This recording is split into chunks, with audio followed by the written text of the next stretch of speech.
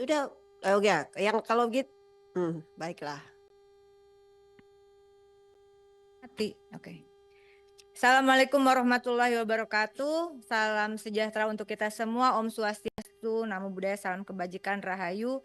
Yang kami hormati pimpinan dan anggota Komisi 6 DPR RI, yang kami hormati Menteri BUMN beserta jajarannya, yang kami hormati Menteri Perdagangan, Wakil Menteri Perdagangan beserta jajarannya, dari KPPU, Bapak Ketua KPPU, kemudian Ketua BPKN beserta jajarannya, dan hadirin yang hadir pada rapat siang hari ini. Bapak Ibu yang kami hormati, ternyata efisiensi anggaran itu begitu dijalankan tidak sederhana. Karena yang sederhana itu rumah makan Padang. Udah serius, Pak Erick Thohir udah melotot. Bener kan Mas Eko? Iya. Jadi ada catatan penting bahwa pertama tentu saya secara pribadi maupun fraksi, saya kira Pak Adi dan Pak Mufti sebagai Kapoksi sudah tidak ada, dan juga Komisi 6 mendukung arahan Presiden agar terjadi efisiensi anggaran. Karena selama ini kita tidak pernah, ini satu langkah yang progresif menurut kami di dalam politik anggaran bagi pemerintah maupun bagi DPR RI. Belum pernah ya kita ada, dan ini dibuka minta efisiensi lalu rekonstruksi dan sebagainya. Namun demikian tentu saya ingin menyampaikan beberapa hal, beberapa data, mohon dikoreksi jika saya salah. Pertama, landasan dari terjadinya efisiensi tahun anggaran 2025 itu adalah Perpres nomor 1 tahun 2025 tentang efisiensi belanja dalam pelaksanaan APBN dan APBD tahun anggaran 2025 yang diterbitkan 22 Januari 2025. Betul ya Bapak Ibu ya? Sepakat ya. Kemudian keluarlah Surat Menteri Keuangan nomor S-37-MK.02-2025 tentang efisiensi belanja KL dalam pelaksanaan APBN TA 2025 yang terbit 24 Januari 2025. Betul ya Bapak ya? Namun kemudian hasil efisiensi yang berdasarkan 24 Januari 2025 tersebut kemudian mengalami disebut dengan rekonstruksi, yaitu berdasarkan rapat online antara DJA Kemenq, mohon koreksi kalau saya salah, ini info dari yang kemarin kita sudah rapat dengan beberapa kementerian dan lembaga. Setelah keluar efisiensi, lalu keluarlah lagi ternyata harus ada rekonstruksi efisiensi berdasarkan rapat online Dirjen Anggaran Kemenq dengan perwakilan dari kementerian lembaga. Izin ya pimpinan saya bertanya langsung, betul ya Bapak Ibu? Betul. Nah oleh karena itu mohon koreksi, karena DPR RI ini tidak memiliki kewenangan lagi untuk memeriksa Satuan 3 berdasarkan putusan Mahkamah Konstitusi, maka saya kira tadi berlembar-lembar, tapi izinkan pimpinan kita cek bersama. Kementerian BUMN, Pagu APBN awal 2025 adalah senilai 277.498.437. Betul ya Bapak ya? Kemudian nilai efisiensi berdasarkan surat Menkyu 24 Januari 2025 123 miliar 600 juta. Lalu kemudian setelah efisiensi sisa 153.898.437. Betul ya? Betul. Mohon izin ya pimpinan ya.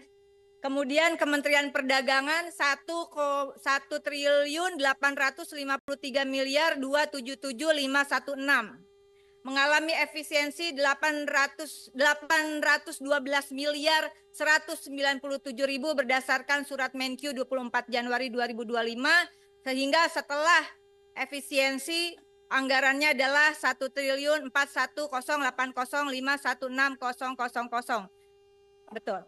Kemudian KPPU Pagu APBN awal 105.373.198.000, efisiensi surat 24 Januari Kemenq 42 miliar 200 juta. Setelah efisiensi artinya KPPU mendapatkan 63.173.198.000. BPKN pagu awal 8.967.942.000, efisiensi di 24 Januari 2025 senilai 6.582.942.000. Setelah efisiensi sisa 2.385.000 saja.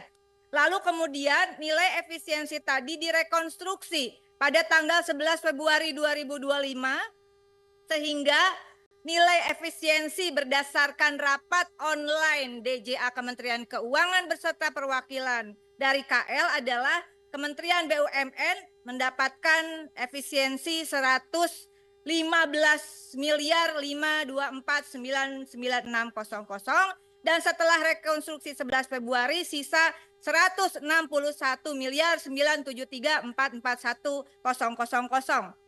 Kementerian Perdagangan mendapatkan nilai efisiensi setelah rekonstruksi 11 Februari 720.632.453.000 sehingga setelah efisiensi sisa anggaran adalah 1,1 triliun 322 miliar 645.063.000. KPPU setelah efisiensi 11 Februari 2025 lewat rapat online Kemenkyu, DJA Kemenkyu adalah 37.900.000 sehingga setelah rekonstruksi 67.473.198.000. Betul ya? Betul ya. Nah, saya juga ingin menyampaikan bahwa tadi karena ini menjadi pertanyaan berbagai pihak. Belanja pegawai Kementerian BUMN senilai 77.619.364.000. Kemudian Kementerian Perdagangan 609.037.509.000 termasuk titipan belanja pegawai dari BPKN. Betul Bapak? Kemudian KPPU belanja pegawai 46.898.893.000. Nah, kenapa saya sampaikan mumpung masih ada waktu, mohon tadi juga sudah disampaikan. Belanja pegawai pertama adalah Bapak Ibu jangan hanya belanja pegawai tetap di BUMN dan pegawai PNS P3K yang ada di badan begitu ya, di komisi, di KPPU dan BPKN. Tolong berikan data yang jelas tentang semua pegawai dengan status kerjanya.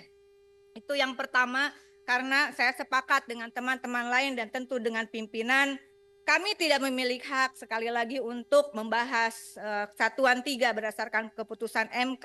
Tetapi kita juga bukan hanya menjaga Komisi 6, saya kira juga menjaga Presiden Republik Indonesia agar efisiensi ini karena terjadi di beberapa kementerian dan lembaga itu seolah-olah membuat orang kehilangan pekerjaan.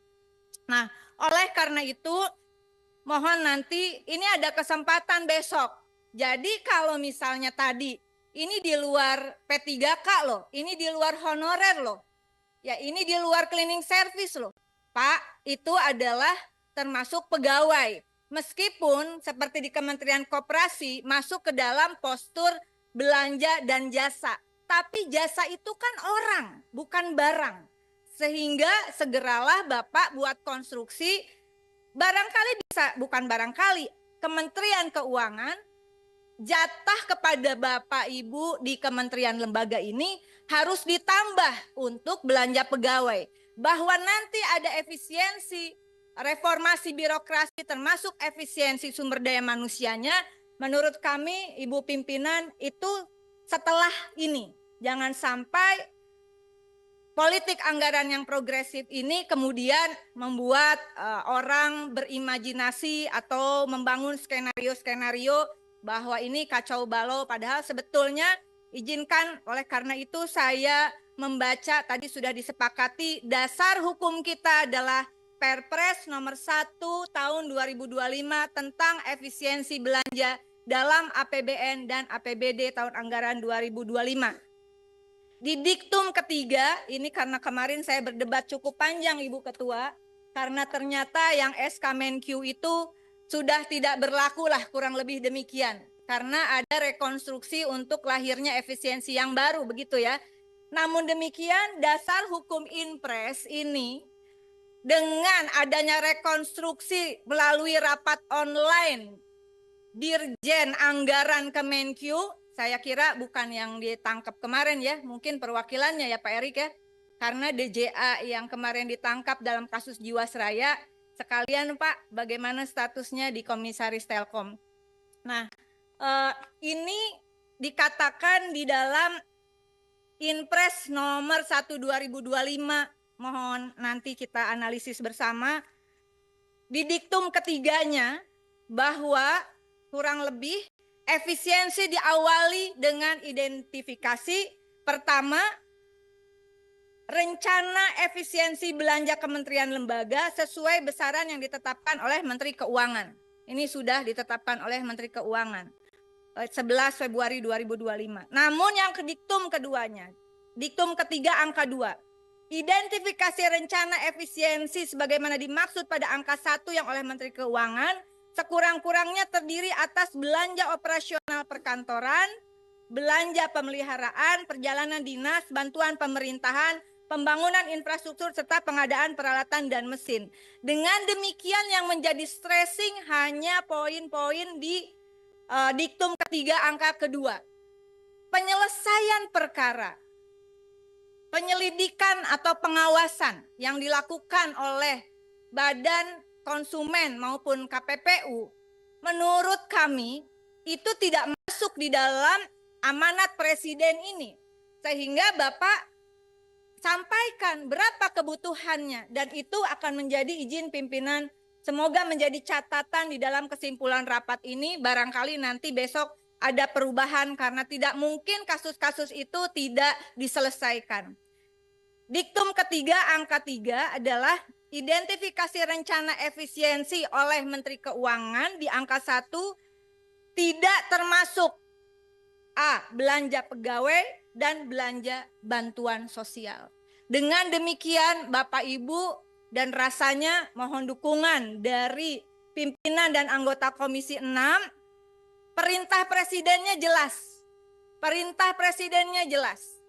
Ketika postur anggaran menyangkut belanja pegawai, apapun status kerjanya, masalah nanti ada efisiensi terhadap reformasi birokrasi dan pegawai tetap tidak tetap, itu urusan nanti saya kira. Jangan sampai chaos baru mau diefisiensi seolah-olah instruksi presidennya salah. Instruksi presidennya benar nih. Belanja pegawai tidak masuk ke dalam efisiensi. Oleh karena itu nanti menjadi catatan penting, izin pimpinan mohon dimasukkan ke dalam catatan. Segeralah Bapak Ibu dari kementerian dan lembaga yang hadir di sini berikan kepada kami Komisi 6 agar catatan untuk khususnya postur belanja pegawai apapun statusnya kita masukkan ke dalam kesimpulan. Kalau kurang tambahkan Pak. Namanya usaha ya Pak. Kemudian yang kasus-kasus di perlindungan konsumen dan persaingan usaha itu juga tolong Bapak diberikan catatan atas seizin pimpinan kepada sekretariat dan menjadi bagian. Saya kira Komisi 6 ini bukan hanya stempel untuk menyetujui. Ada hal yang bisa kita perjuangkan untuk masyarakat, tentu saja kita perjuangkan mumpung masih ada jabatan, mumpung masih ada umur. Demikian yang bisa saya sampaikan. Mohon maaf seperti biasa saya terlalu panjang, tapi karena dasar hukum dan data angka ini sesuatu yang pertanggungjawabannya bukan hanya sekedar dihapus dikali dibagikan, tapi saya selalu berkeyakinan di balik angka dalam data negara ada nasib dan nyawa jutaan rakyat dan pekerja yang dipertaruhkan. Terima kasih. Wallahul muwaffiq ila aqwamit thoriq. Mohon maaf lahir batin. Wassalamualaikum warahmatullahi wabarakatuh. Waalaikumsalam warahmatullahi wabarakatuh. Terima kasih Tarike. Cuma mengingatkan Ibu